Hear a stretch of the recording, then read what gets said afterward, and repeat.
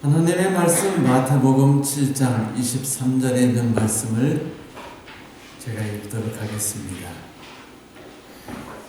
그때 내가 그들에게 분명히 말할 것이다. 나는 너희를 도무지 알지 못한다. 불법을 행하는 자들아, 내게서 물러가라.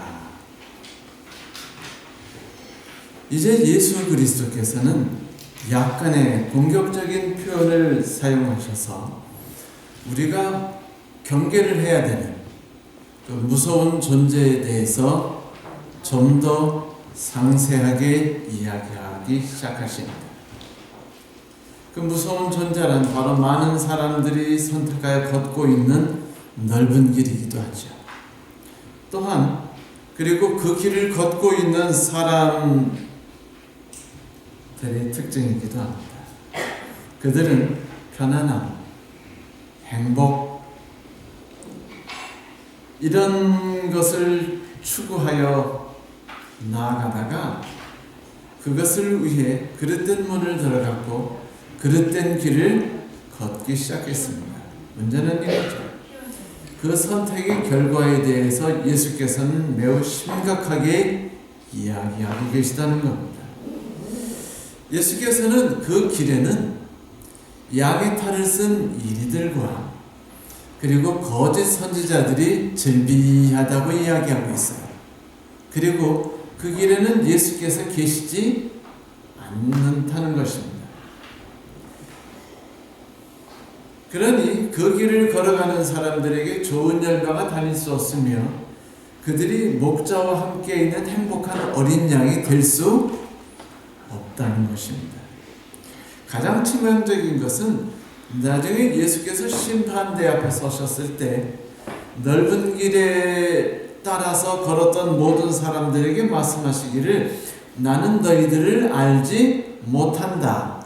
결코 알지 못한다라고 말씀하셨다는 것입니다. 그래도 넓은 길이 좋아요. 살아보면 아시겠지만 넓은 길이 편안하고 좋습니다. 대부분 우리 그리스도인들에게조차 좁은 길은요 답답해 보이고 어리석어 보입니다.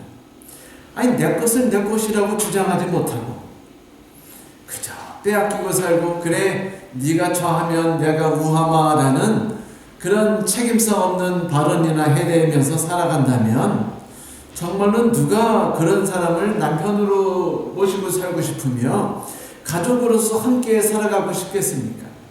결국 불편함이 많은 삶이에요. 그런데 이 넓은 길을 가고 있는 사람들이 꿈꾸는 삶은요, 사실은 결정되어 있어요. 그 길을, 그 삶을 우리가 정의한다면 한마디로 안정과 행복 중심의 삶이라고 정의할 수 있겠죠. 우리 사람들은요, 안정된 삶을 꿈꿔요. 그리고 내일도 기왕이면 그렇게 되기를 꿈꿉니다. 그리고 행복한 삶이 계속해서 우리의 주변에서 우리와 함께 어울려 지내기를 소망하죠. 그래서 가끔 우리가 탄수화물이라는 이름을 가진 모든 것을 즐겨하는 겁니다. 마카롱으로 시작해서 심지어는 도나스, 꽈배기까지도 우리가 즐겨 먹는 것은 그것을 먹을 때 행복감이 막 가슴속 깊은 곳에부터 막 솟아 흘러오기 때문에 그 기쁨을 뭐라고 말할 수 없어요. 그래서 우리는 그것을 마음껏 느끼기 위해서 많은 일을 하고 싶어 하죠. 우리는 또한 많은 돈을 벌려고 했습니다. 그래야 새로운 옷과 새로운 가구를 개비할 수 있고 그리고 냉장고도 개비하고 그리고 우리 이쁜 딸내미를 좋은 학원을 보내줄 수 있어요. 행복해집니다. 남편이 승진하도록 하기 위해서 주야장천 열심히 돕고 뛰죠. 남편이 승진하면서 행복해집니다. 아이가 명문대 가도록 죽으라고 돈을 투자하고 학원을 같이 뛰어다닙니다. 카페에서 함께 살아요. 그리고 아이가 겉으로 꿈꾸던 법대나 의대에 들어가고 공대에 들어가면 행복해지죠. 이렇게 우리들은요 안정된 삶 속에서의 안정된 행복을 추구하고 있어요. 혹시 이런 삶 싫어하시는 분 계신가요? 우리 중에? 저조차도 마음으로는 사실은 그런 삶이 끌려요. 그거 부인하지 못합니다. 그런데 허버트 더글라스라는 목사님은 이 행복이라는 것에 대해 속성에 대해 이렇게 설명했어요. 행복은 너무 자주 새로 산 차나 꿈에 그리는 휴가 그리고 마약을 통한 쾌락 같은 즉석적인 욕구 충족의 문제로서 존재한다.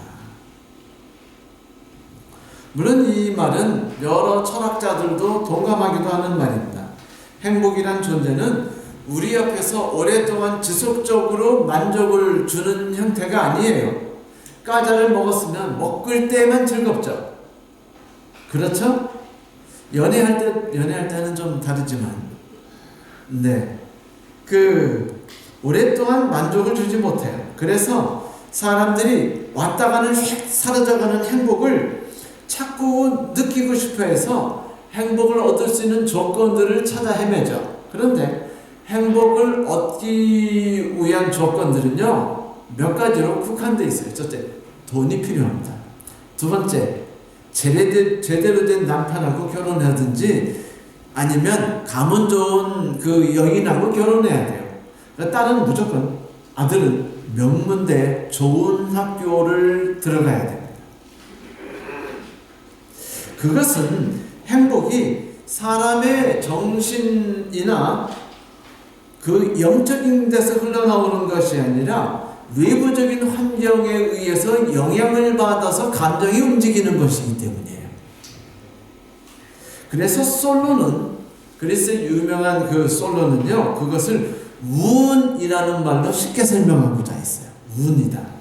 끝없는 운이, 문제는 끝없는 운이 계속해서 찾아오지 않지요. 우리가 아이스 깨끼를 계속 먹으면 얼마나 행복해요. 그런데 계속 먹다 보면 나중에 의사가 뭐라고 해요? 아이스크림 때문에 인생이 망쳤습니다. 더 이상은 먹지 못하게 됐습니다. 라는 말을 할 수밖에 없지 않습니까? 몸이 완전히 망가져가지고 콜레스테롤이 온 몸에 가득해가지고 전신이 아프게 됐거든요.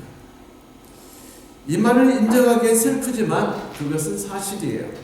끊임없이 우리를 찾아오는 운은 없습니다. 그래요. 우리가 만나고 또 계속해서 만나고 싶어하는 행복은요, 존속기간이 생각 외로 짧아요. 그래서 그런지 중독성은 매우 강합니다. 그래서 사람들은 하는 수 없이 행복을 또 느끼고자 탄수화물을 또 먹고 그리고 비만으로 가죠. 행복이 찾아온 다음에 불행이 그 뒤를 쫓아옵니다.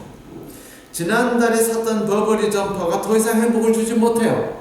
왜냐하면 옆집 아줌마가 좀 더 비싼 점퍼를 사가지고 사람들의 그 눈길을 사기 시작했거든요. 불행해지기 시작했어요. 또다시 행복을 맛보고 싶어집니다. 이번에는 새로 나온 루이비통 가방을 큰맘 먹고 질러버려요. 행복이 잠깐 찾아옵니다. 그리고 또다시 사라져버려요. 이렇게 단물 같은 행복을 조금씩 맛보다 보니까 감질이 납니다. 지속해서 맛보고 싶죠. 그런데 정상적인 방법으로 돈을 벌고 그렇게 살아서 행복을 계속 만끽하기가 어려워요. 왜냐하면 행복이라는 것은 내가 희생하고 내가 용서하고 내가 이해함을 통해서 생겨나는 감정이 결코 아니거든요. 그래서 우리는 뇌물을 적당히 받아먹기 시작하고 드리고 형제를 속이고 부모의 돈을 빼앗기 시작합니다. 뇌물을 먹는 재미, 사기쳐 넣어서 돈을 모은 행복감 속에 또 빠지기 시작하죠. 그리고 가족과 갈라져요, 결과로. 그리고 경찰로부터 도망다니기 시작하죠. 깜빵에 갑니다. 그리고 또 불행을 느낍니다. 이렇게 행복 뒤에는 항상 불행이 형제처럼 쫓아오는 법이에요. 여러분, 행복이 가진 두 가지 문제점이 뭐예요? 첫째는 존속기간이 매우 짧다. 두 번째, 인간이 내부에서 그것을 스스로 만들어내지 못하고 외부에서만 얻어오는 것이기 때문에 그것을 만들어내고 얻기 위해서 우리가 애쓰고 또 애쓰고 애쓰면서 인생을 고통스럽게 결국은 만들게 된다. 제가 지금 행복 자체가 나쁘다고 말하는 건 아니에요. 가끔은요, 아이스크림 먹을 때 행복하고요, 그 기분이 1년 동안 갈 수도 있거든요. 그것까지 우리가 거부하면은 그건 이미 인간이 아니고 돌부처입니다. 단지 행복을 너무 추구하다 보고 만끽하다 보면 적당한 행복 속에 우리가 만족하고 이만 끝!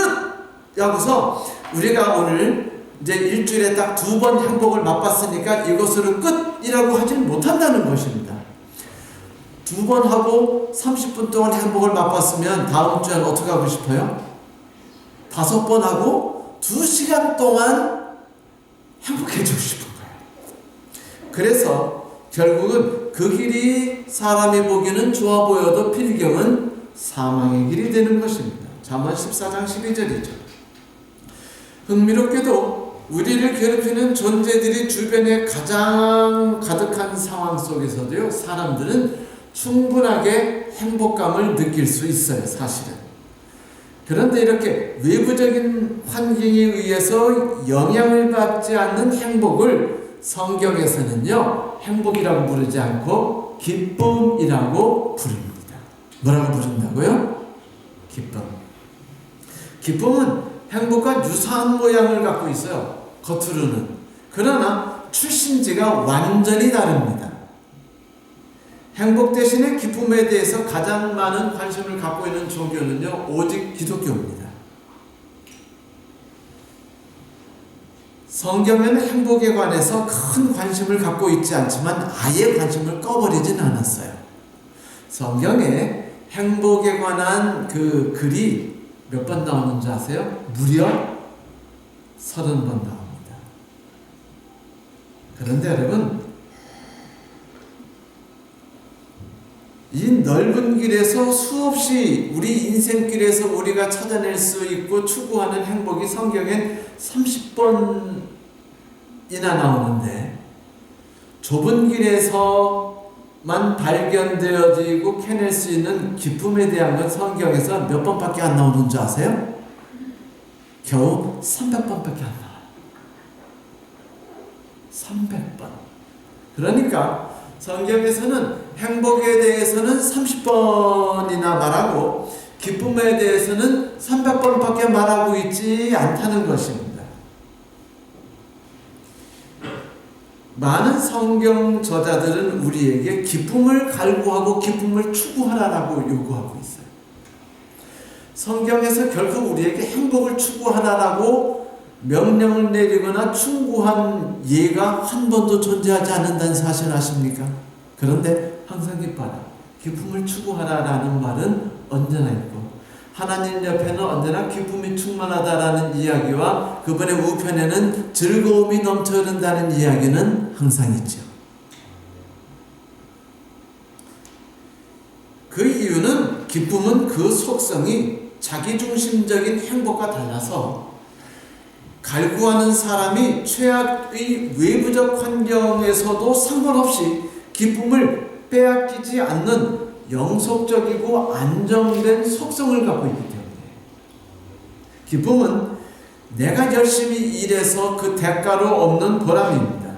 기쁨은 나에게 잘못을 저지른 누군가를 마음속 깊이 실제로 용서했을 때 생겨나는 마음이죠.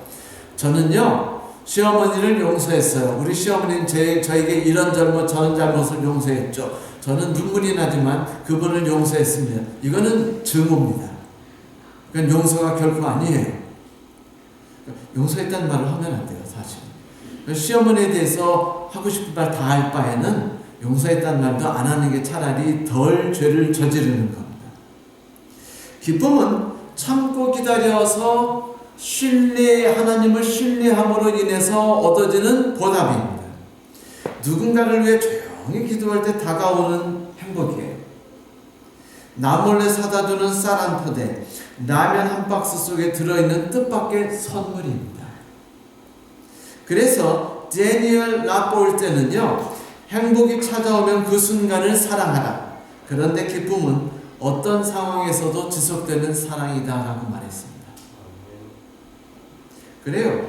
기쁨은 그리스도인다운 특성이고 그리스도인들이 가지고 있는 특별한 속성입니다.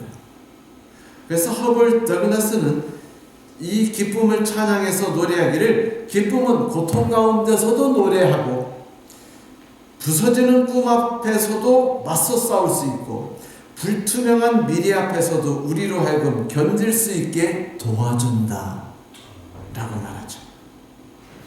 성도 여러분, 이 기쁨은 우리가 지금 우리 성도들이 이 기쁨이 가득한 길을 걷고 있는 거예요. 좁은 길. 예수께서 이끄시는 저 좁은 길, 우리를 이끌고 가시는 좁은 길에는 기쁨이 가득해요. 흥미롭게도 대부분의 사람들은 기쁨을 마음속 간절히 간구하면서도 실제로 오늘 당장 추구하는 건 행복이에요. 기쁨을 발견하기 위해서 필요한 조건은요, 다 좁은 길에서만 발견되기 때문에 넓은 길에서는 찾을 수가 거의 없는 것이 문제입니다.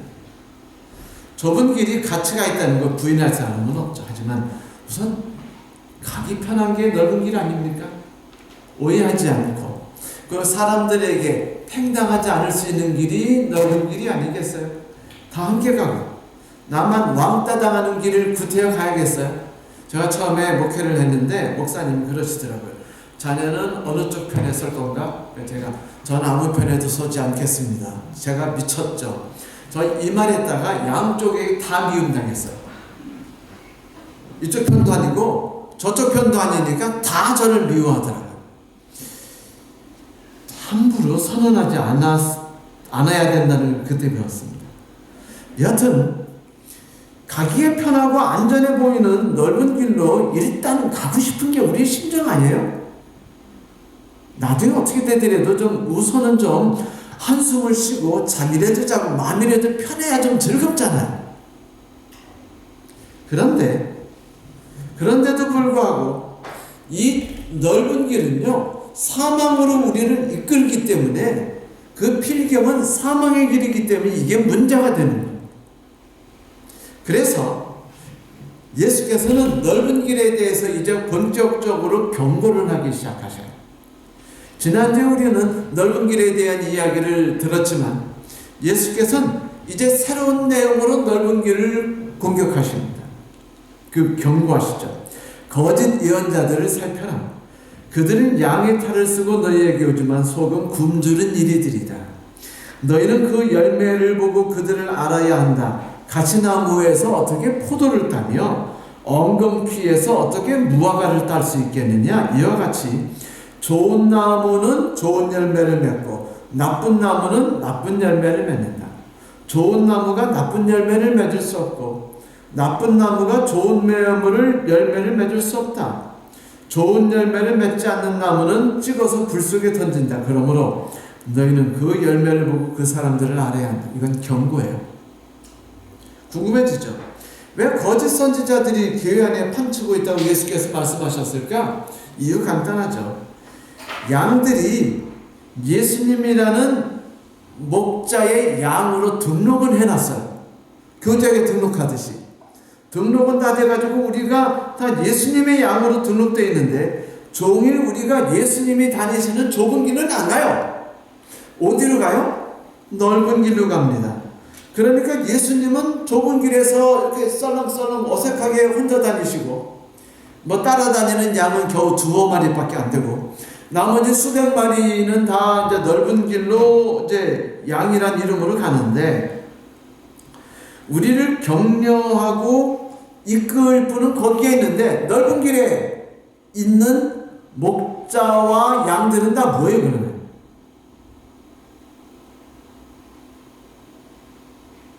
거짓 선지자이고 양의 탈을 쓴 일이라고 말하는 것입니다.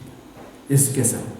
그러니까 대부분의 사람들이 추구하고 꿈꾸고 있으며 살아가고 있는 인간 생활 방식, 속상해하고 억울해하고 분노해하고 염려하는 이런 모든 정신들이 근처에는 누구가 언제나 존재한다고요?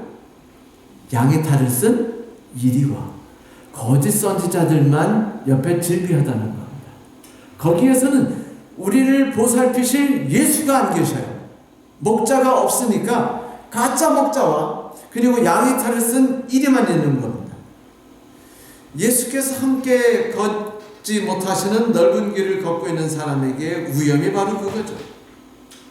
그들은 우리의 영혼을 상하고 생명을 빼앗아갈 존재들이에요. 더 큰 문제는 우리를 보호하고 우리 인생을 책임질 그리고 우리의 길을 정하시고 그 뜻대로 이끄실 목자가 위험한 순간순간에 우리와 함께하지 못한다는 것이에요.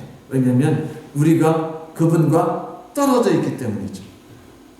우리가 피해간 좁은 길에서 그분이 다른 양들을 돌보고 계십니다. 그래서 그분께서는 우리가 좋아하는 그 넓은 길이 알고 보니까 가장 위험한 길이라고 경고하는 거예요. 네 주변에 너를 도우며 너를 위로하고 너와 함께하여 천국으로 이끌 양들 동료가 있는 줄 아니? 목자가 있는 줄 아니? 아니, 거기에는 가짜 양인 이리와 거짓 선지자밖에 없다라고 말씀하신 겁니다. 이건 무서운 경고예요. 그래서 우리는 지금 내가 가고 있는 길이 넓은 길인가 아니면 좁은 길인가에 대해서 계속 판단해야 돼요. 파악해야만 합니다. 그러려면 내 주변 사람들을 파악하면 된다는 거예요. 예수께서 말씀하시기를. 우선 내 주변을 봐라. 자세하게 살펴보면 그들이 양을 탈을 쓴 이리, 실제는 양과 같이 보이는데 실제는 이리인가? 그리고 거짓 선지자인가? 그들은 우리에게 옳지 않은 삶을 이끌어줄 테니까 판단할 수 있다. 물론 그 거짓 선지자들과 그 양의 탈을 쓴 이리들, 양옷을 입은 이리들이 우리들에게 뭐라고 말하겠습니까? 집사님, 우리가 지금 가고 있는 길이 안전한 길이에요. 믿음을 가지고 가셔야 합니다. 인생 너무 꼬장꼬장하게 살고 그러면 힘드세요. 그러니까 우리의 방법대로 나가는 것이 더 나은 삶이니까 이 길로 가세요. 그 목사님도 그렇게 말하는 겁니다.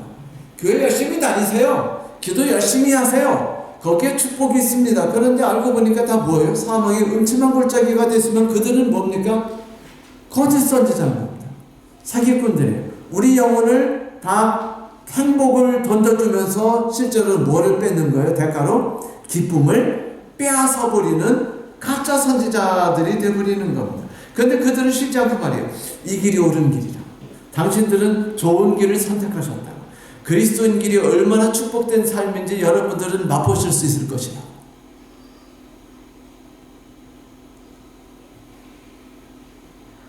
그런데 예수께서는 그것이 뭔지 파악하려면 열매를 보라고 말씀하셔요. 열매라는 건 금방 달리지 않죠? 천천히 달리죠? 꽃은요, 1년 쳐도 빨리 꽃을 펴요. 그렇지 않습니까? 그러나 열매는요, 나무의 열매는 몇 년이 지나서 좀 둥치가 든든해지고 새 가지가 나면서 지나야 과일도 해가 갈수록 점점 맛있어지고 점점 달아지는 것이죠. 그때서야 이 나무가 가짜 나무인지 진짜 나무인지 알 수 있다는 겁니다. 그러므로 그건 뭘 말하냐면 신앙생활을 길고 오래한 내 주변의 그리스도인들을 바라보면 그 사람들의 삶이 넓은 길인지 좁은 길인지를 알 수 있고, 그렇다면 내가 가는 길이 넓은 길인지 좁은 길인지를 파악할 수 있다는 것입니다.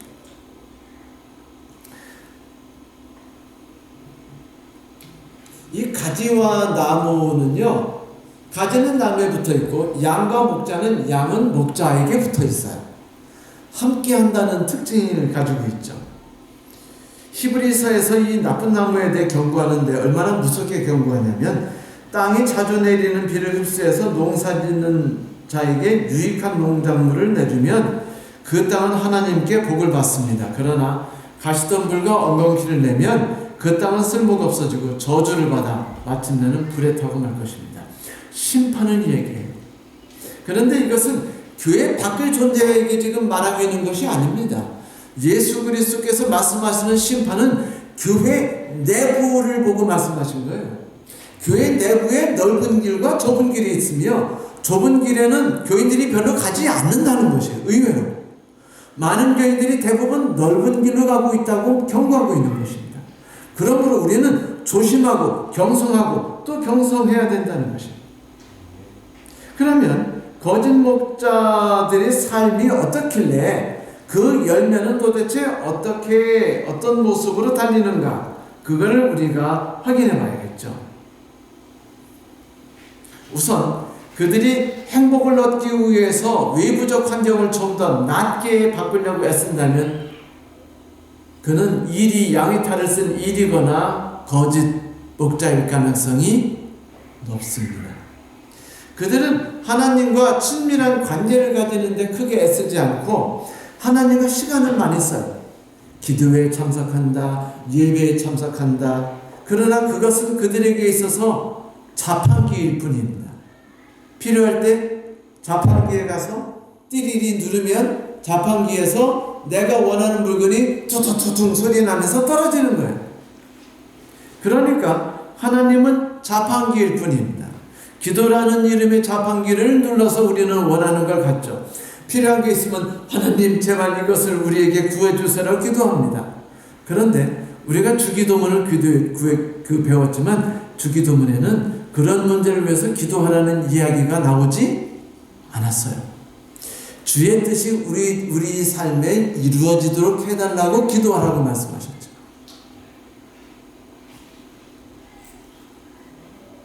그래서 이런 사람들은 이 하나님과의 관계가 복을 받는 관계, 천국을 보내주는 존재의 관계이기 때문에 그를 위해서 내가 할 그 보상이 뭐예요? 예배 드려드리고 기도해 드리는 것으로서 그걸 채워드리는 거예요. 헌금을 드려드리는 것으로 채워드리는 겁니다.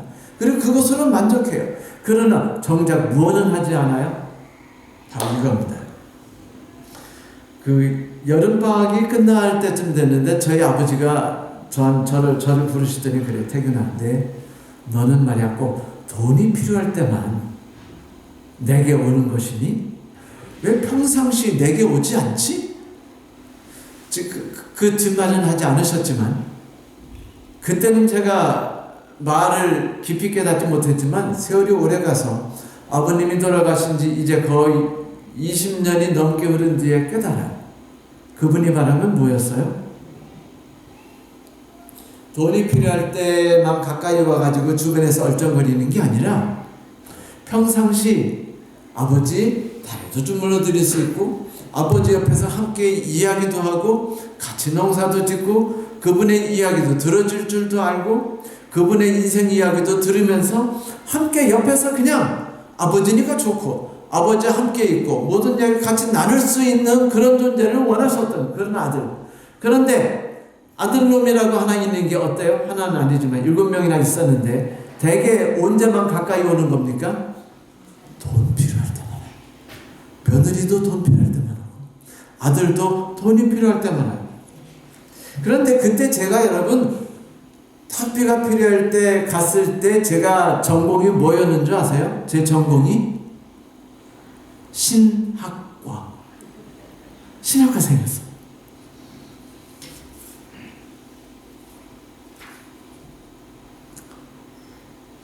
그분이 나는 포도나무에 너희는 가지라 내가 그 안에 그가 내 안에 거하면 사람이 열매를 많이 받느니 나를 떠나서는 아무것도 할 수 없느니라고 말했으니 좁은 길을 떠나서 넓은 길에 있으면 우리는 결코 하나님과 붙어 있을 수가 없어요. 그러므로 열매를 맺을 수 없죠. 그러면 한번 상상해 보세요. 지금 이 순간 그리스도께서 내 삶의 근원이자 목적이 되시는지, 지금 분노와 좌절과 혼란과 용서하고 싶지 않은 마음으로 인해서 내가 고통받고 있는지, 외로움과 차별받고 있다는 생각으로 내가 힘들어하진 않는지, 이런 생각이 내 생각을 많은 부분을 차지한다면 나는 넓은 길을 걷고 있는 겁니다. 지금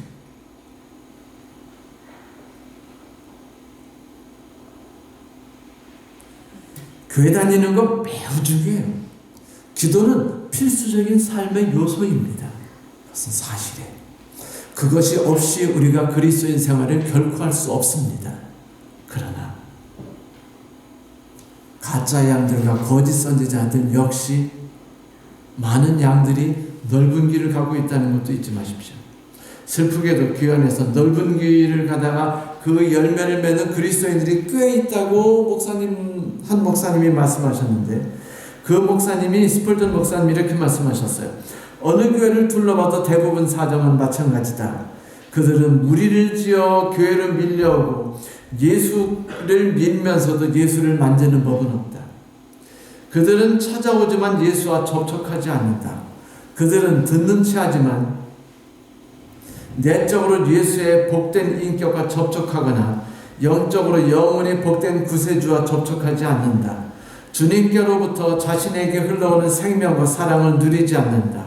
살아있는 경건에 관해 전혀 알지 못한다. 생각해보니까 제가 신학과 다닐 때 배운 것은 그리스도는 그대에게 누구인가? 그대는 어떻게 하면 그리스도를 만날 수 있는가? 하나님은 그대에게 어떤 분인가? 이런 거를 공부하기보다는 뭐를 배웠는 줄 아세요?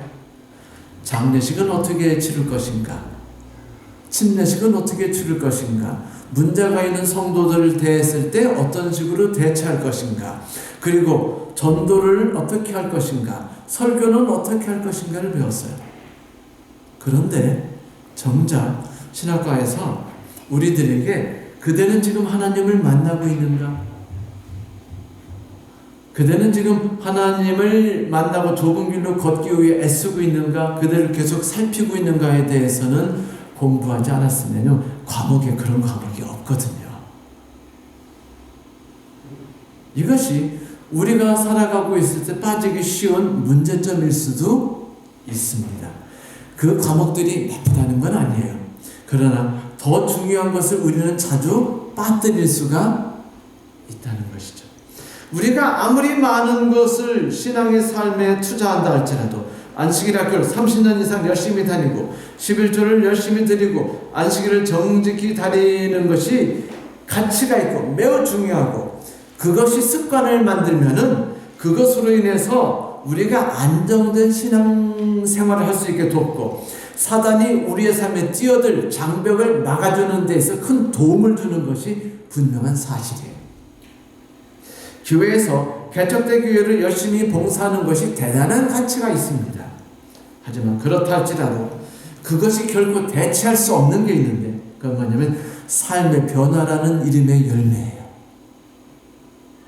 그날그날의 기쁨을 빼앗기지 않는 삶, 환경에 의해서 휘둘리지 않는 삶, 매일매일 하나님과 함께하고 그분의 좋아하는 것, 그분의 이야기를 듣기 좋아하고 그분의 말씀을 듣기 좋아하고 그분의 책을 읽기 좋아하는 것, 진정으로 감사할 줄 알고 어떤 환경에서도 실망할 줄 않는 것들, 우리의 얼굴에 항상 뛰어오르는 만족감, 원수를 사랑할 줄 알게 되는 것, 그에게 손을 내밀 줄 알고 용서할 줄 아는 것, 어떤 환경에서도, 즉 사망의 음침한 골짜기를 들어가게 될지라도 하나님은 얄궂으시니까 항상 우리를 끌고 들어가시죠. 주변 환경이나 사람을 탓하고 욕하기보다는 오히려 그 환경으로 우리를 이끄신 하나님을 바라볼 줄 알고 그분을 의지할 줄 아는 것, 그리고 원수를 사랑으로 이길 수 있는 능력, 이것이 열매입니다. 이게 열매예요. 만약 우리가 오랜 신앙을 하면서 이런 열매가 우리에게 달려있지 않다면 우리는요, 소스라치게 놀리면서 뭘 해야 돼요? 내가 가고 있는 길에 대해서 다시 한번 살펴봐야만 합니다. 두려움을 가지고 내 주변에 그런 사람들이 있어서 내가 영향을 받지 않았나 살펴봐야만 합니다. 물론 좁은 길을 목자이신 예수와 함께 걷는 것이 결코 쉽지 않아요. 우리는 그것을 잘 압니다. 이 길은 어둡습니다. 추워요. 외로워요. 끝이 없이 고통이 가득한 것 같습니다. 의미조차 없는 것 같고요. 우리 영혼이 파괴되는 것 같은 느낌을 막 주는 그런 쓸데없는 사망의 음침한 골짜기 같은 곳이 바로 좁은 길입니다. 하지만 성도 여러분, 만약 우리가 그 길을 가게 되면 우리는요, 신뢰라는 걸 배우게 돼요. 하나님이 나와 함께 하신다는 걸 배우게 됩니다. 어떤 길에서도 만족할 수 있고 감사할 수 있는 것을 배우게 돼요. 그러므로 그대 인생의 목적이 무엇입니까? 그러면은 짐 열 채우라고 말하기 대신에 뭐라고 말할 수 있게 되는 겁니까? 하나님을 내 삶에서 발견하게 되는 것입니다라고 말할 수 있게 되는 거예요. 성도 여러분, 힘들더라도 만일 우리가 묵묵히 이 길을 예수를 따라서 목자이신 예수를 따라가게 되면 인도하시는 길이 어느 길이든 간에 가게 된다면 하루하루 차곡차곡 우리는 기쁨을 쌓아갈 수 있게 될 거예요. 그리고 새로운 열매를 얻게 되겠죠. 그리고 어느덧 우리는 하늘에 도착하겠죠. 이제 예수께서는 마지막으로 마지막 경고를 하시는데 그것이 넓은 길로 가는 사람들이 갖고 있는 문제점에 관한 것이었습니다. 바로 이것이었죠. 7장 22절과 23절이었습니다. 그날에는 많은 사람들이 나를 보고 주님 주님 우리가 주님으로 이름으로 예언하고 주님 이름으로 마귀를 쫓아내고 주님 이름으로 많은 기적을 행하지 않았습니까? 하고 말할 것이다. 그러나 이때 나는 분명히 그들에게 말할 것이다. 악한 일을 하는 자들아 나에게서 물러가라. 나는 너희를 도무지 알지 못한다. 성도 여러분, 그러면 그렇게 기도회를 만들고 부흥회를 하고 마귀를 쫓아내고 영혼들을 하나님께 이끈 길이 다 악한 일이었습니까? 아니에요. 악한 일이 결코 아닙니다. 하지만 아무리 그런 일을 많이 했다 할지라도 뭐가 없는 거예요? 하나님을 알지 못하는 거예요. 그러면 여기서 하나님을 알지 못한다는 말이 뭘까요? 저는 많은 중년 여성분들이 까무러치게 좋아하고 노래는 경상도 내기 저 푸른 초원에 부른 사람 누구죠? 예? 그건 아니고 나훈아. 맞아. 나훈아. 전 나훈아에 대해서 알아요. 그 사람에 대해서 좀 들은 것이 있습니다. 물론 노래는 거의 잘 안 듣지만. 그런데 제가 그 사람을 아느냐라고 물을 때 성경에서는요, 아느냐라는 단어가 기노우스코라는 단어를 썼어요. 예수께서 나는 너희를 알지 못한다라고 말했을 때 알지 못한다는 말이 뭐냐면 내가 너희 이름을 안다. 내가 너희 고향이 어딘지 알고 얼마나 교회에서 목사로 성공했는지 안다. 난 너희들이 얼마나 교회에서 장로로 성공했는지 안다. 그런데 난 넌 몰라. 라는 소리입니다. 다시 말하면 뭐냐면 객관적인 지식은 알고 있지만 나는 너희와 함께 지냈던 경험이 없어. 외로운 길을 함께 손을 잡고 그 거친 길, 추운 길을 함께 손을 잡고 서로 의지하며 걸어본 적이 없어서 그런 행복감을 너희와 같이 맛본 적이 없어라는 소리입니다.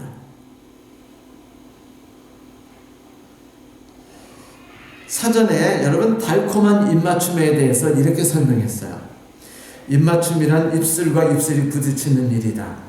남녀가 키스를 할 때 몸속에서 아드레날린 같은 호르몬이 나와 서로의 심장 박동을 빨라지게 하고 얼굴을 빨갛게 만든다. 그리고 그들은 좀 더 열심히 그 작업을 계속하려는 의지를 가지게 된다. 간혹 입맞춤하는 과정 속에 한 사람의 침이 다른 사람의 입속에 들어가는 경우도 있다. 입맞춤에 대해서 이제 아시겠죠?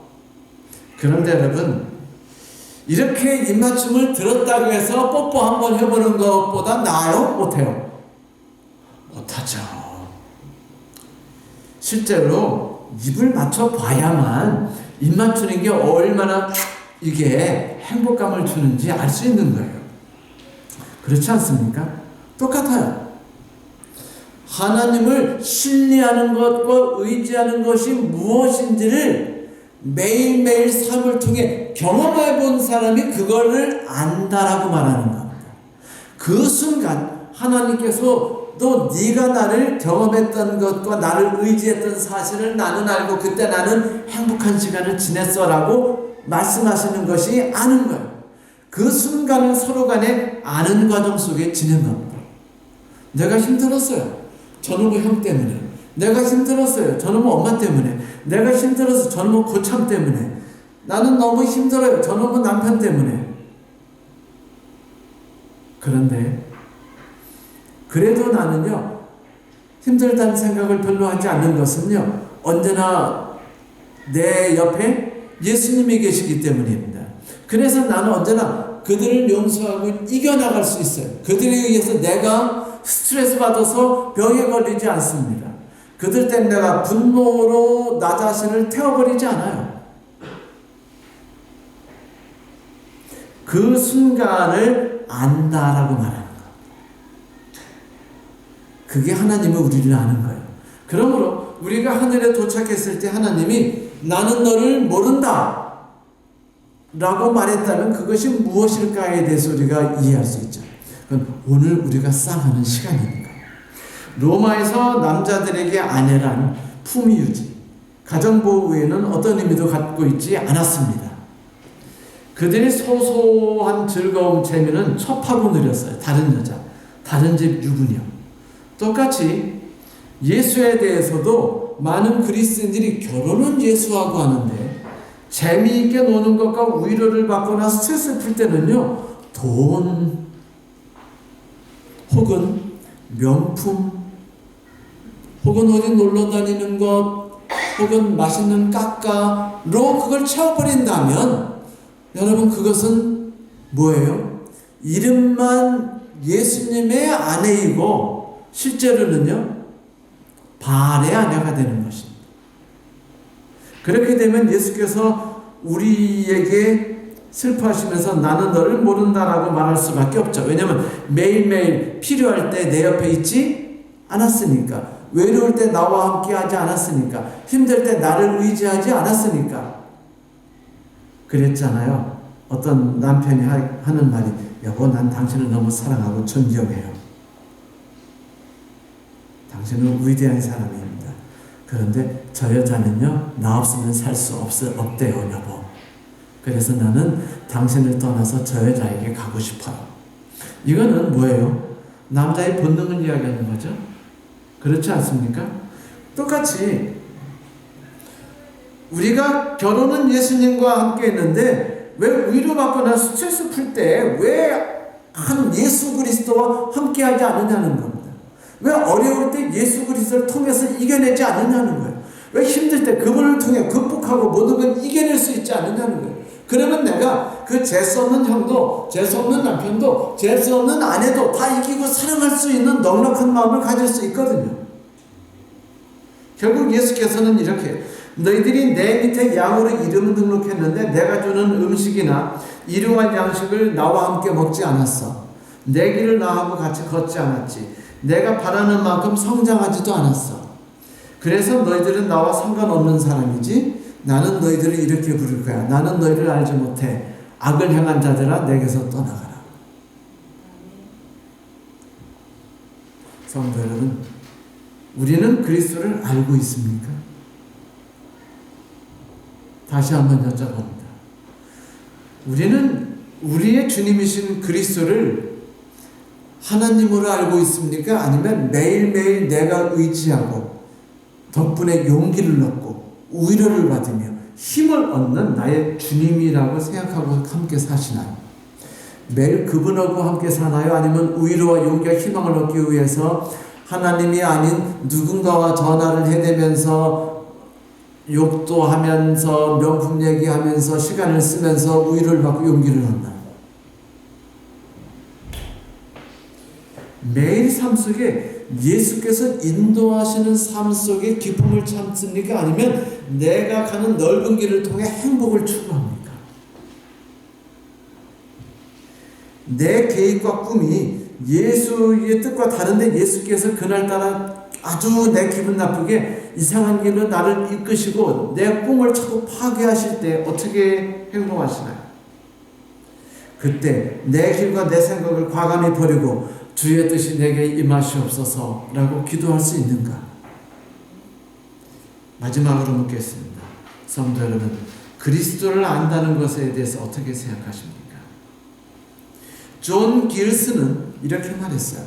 이 말씀을, 나는 너를 알지 못한 나를, 나는 너희를 위해 죽기까지 했던 내 양들로서 알아온 적이 없어. 내가 너희를 위해서 죽고 내가 내 이름을 부르고 너희들이 나를 의지하고 따르고 나를 사랑하며 그리고 저는 예수님의 것이라고 말하지 않거든 너희들은. 그래서 나는 너희들을 알지 못해. 나중에 예수께서 우리에게 이런 물음을 묻지 않으시게 되기를 소망합니다. 그대가 진정 내 말에 순종하고 나를 의지하고 살았는가? 나는 항상 그대 앞에서 무시당하고 있지는 않았는가? 내 충고는 무시당하고 내가 이끌고자 했을 때 너는 그것을 거부하고 하나님 아들 안 주셔도 돼요. 이스마엘로 충분합니다. 라고 말했는가?